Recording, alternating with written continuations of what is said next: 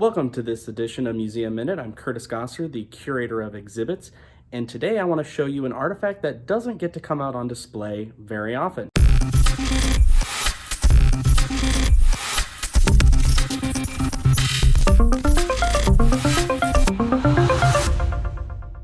What you're looking at here may seem a little strange, but it is actually just an average cottontail rabbit.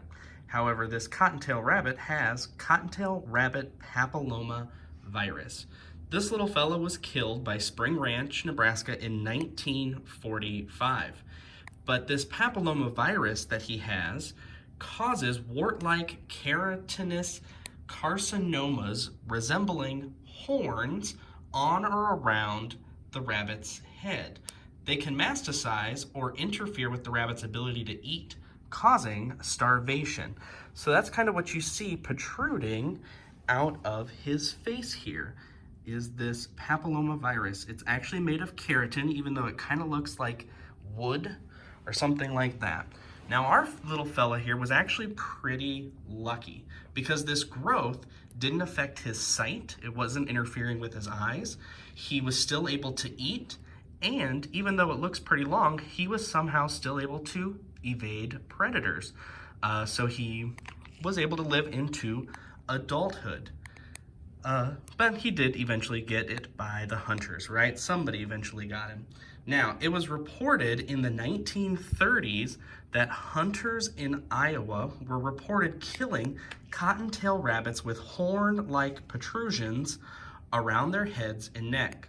Now, does this sound familiar? To me, it kind of sounds like a jackalope, the infamous jackalope. Well, it's possible that this disease, which causes these horn-like protrusions, could have led to the myth of the jackalope, or what the Germans call the Wolpertinger. That's a hard one to say. Now, what is a Wolpertinger, you ask? Well, a Wolpertinger is from German folklore, and it comes in many different varieties. It's generally a small mammal with a body resembling that of a rabbit or a squirrel. But it also has antlers, fangs, and feathered wings. It's kind of a creepy looking dude. Occasionally, it even has the webbed feet of a duck.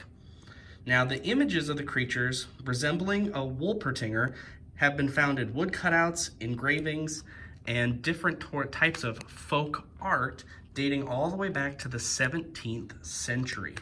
Legend has it that the best way to catch a Wolpertinger is to be a beautiful young woman or to be in the company of a beautiful young woman. And that's because Wolpertingers have a particular weakness for female beauty.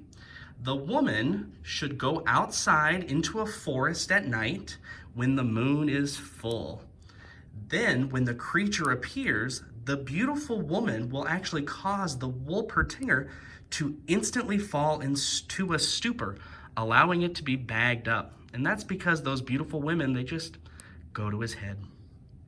All kidding aside, this 1930 discovery that these hunters found led researchers to an understanding of the fundamental mechanisms of how abnormal tissues grow. It was also the first recognition of a cancer-causing virus in animals. All right, so thanks for joining me for this edition of Museum Minute. Again, for more online resources and digital content, follow us on social media or go to hastingsmuseum.org.